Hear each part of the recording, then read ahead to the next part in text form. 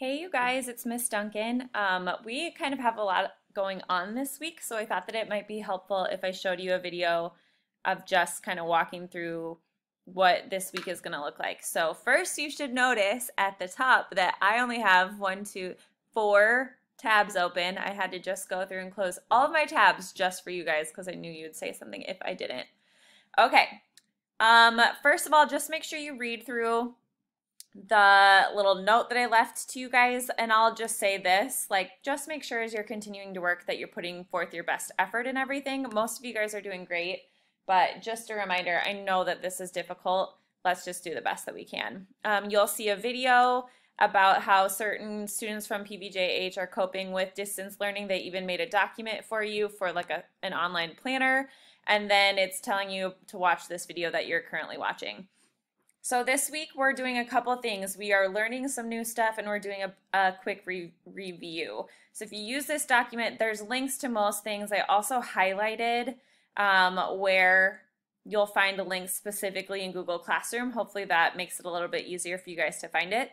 But going to Google Classroom, you'll see that I linked our learning template here, and then underneath is still everything that we have for this week. I know it looks like a lot. Don't panic. It's going to be okay. Just take it one day at a time.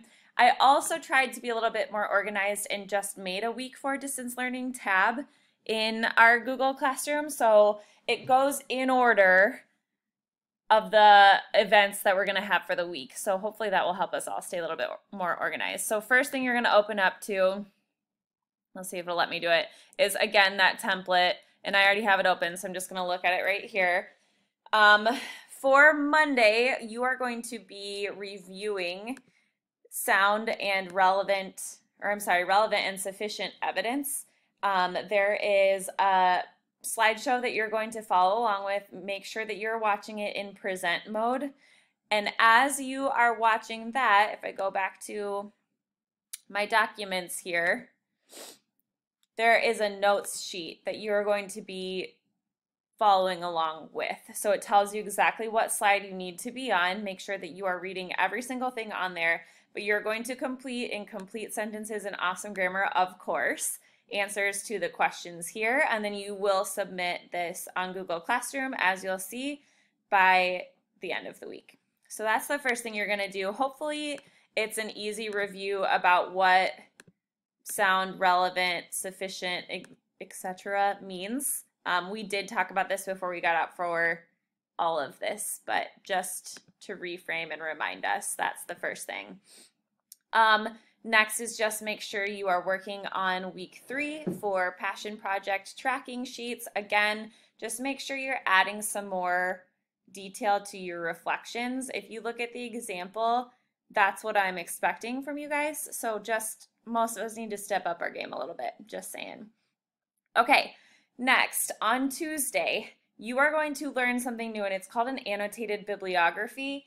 I know for a fact that you need this in high school and that your teachers will expect you to know how to do this pretty much immediately. So it's not ideal that we're learning it this way, but we're just kind of doing the best we can with this situation. So if you go to our learning document, like I'm on, there's a link to a video that explains what an annotated bibliography is. There's another video down here. This one says something about a quiz. Don't take the quiz, just watch the video. And I also made a document for you that has examples of what an annotated bibliography looks like. There's several different examples. So there's the first one, and you can even read what kinds of things they're saying. Here's another one. It's not formatted the same, but it's there. And here's another example. Then down below, there's frequently asked questions. So if you forget how to even come up with a source citation, I have links to where you can go, myfavoritecitationmachine.net. If you forget what you need to have included from the videos, there's just a bunch of stuff on that, and then an example of what yours will look like, okay? So that's going to be the next thing, is learning about what an annotated bibliography is. And then this week, you're going to start doing research for your personal passion project. You have to find at least one quality article to discuss for the week. So my passion project is about calligraphy. I would need to think of maybe a question or a subset of calligraphy that I'm not quite sure of or need more information about, and do some research from there and get at least one good source. I'm not expecting that they're going to come from the same type of like reputable sources that we used earlier in the year, but they shouldn't be from Wikipedia, and hopefully not just like Joe Schmo's random blog. Okay. Then again, going back to our Google Classroom, Passion Project Annotated Bibliography. Oops. Let's open it so you can see it. Nope, not what I wanted to do. Week 4, distance learning. There we go. Has everything that you're going to need there. So there's links to those two videos that were in the other document, that FAQ doc, and then there is a sheet that is created for you to set up your annotated bibliographies. You will need to change all of the spots that are highlighted. It shouldn't say your name, it shouldn't say last name, and make sure you unhighlight them when you're done. But you only need to write an annotated bibliography for one source this week. Next, so that's Tuesday.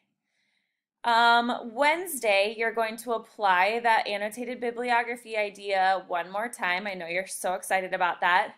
Another thing that's heading our way in the very near future, because we're almost done with school, is the final like cherry on top of the year is writing an argumentative paper about school and what you think they should be doing better, what you think we're doing well, etc. So in order to come up with ideas for that paper, we're going to start reading about schools in different places and different types of schools. So the first article we're going to read this week is about Finland school. Finland is in like almost every category you'll read considered the top nation with the best academics and best type of school. So you'll read an article about that.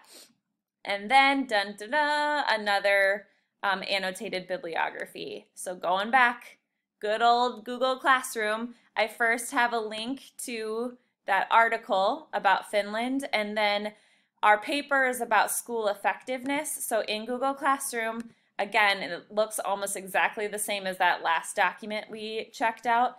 This one's just about school effectiveness annotated bibliography. So you're going to create a source citation for that website, that article that you read about Finland, and then you're going to write an annotated bibliography down here.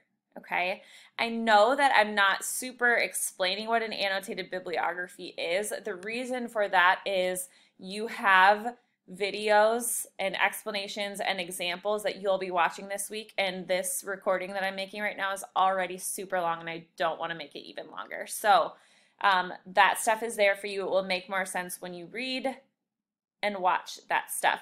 Thursday is kind of a catch-up day. So whatever you need to finish up, and then just a gentle reminder that Sunday is Mother's Day, so your little grammar project for the day can be to write a nice card for mom. Just random stuff down below that. 2 people that I'm shouting at this week that have done awesome work on their progress tracker is Tegan and Lauren. So if you want to check out what they're doing, I have linked both of their assignments there, so that's kind of cool. And that's kind of the run of the week. I would, just because there is a lot that we're doing this week, I would do it by day. So the first day I would try to do on Monday. The second day I would do Tuesday, Wednesday, Thursday for the last day. I do have office hours this week. I always have Tuesday and Thursday from 12 to 1.